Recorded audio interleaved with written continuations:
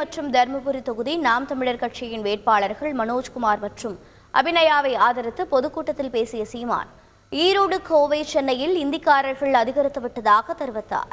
நீ கோயம்புத்தூர், திருப்பூர்லாம், சென்னைலாம், சவுகார்பேட்டையில்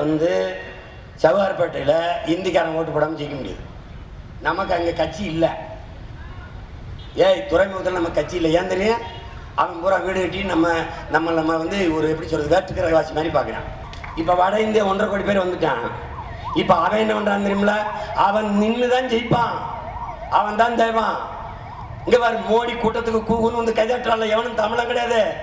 20,000 பேர் அவன் தான் வந்து கைதட்டி 200 ரூபா வாங்கிட்டு போயிட்டு இருக்கான். அவர் பேசுறது யாருக்கு புரியும்? அவனுக்கு தான் புரியும்.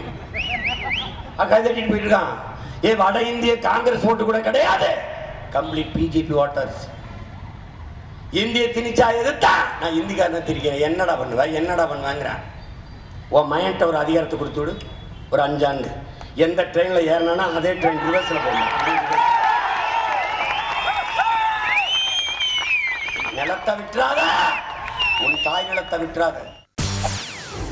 செய்திகளை உடனுக்குடன் தெரிந்து கொள்ள உடனே சப்ஸ்கிரைப் பண்ணுங்க.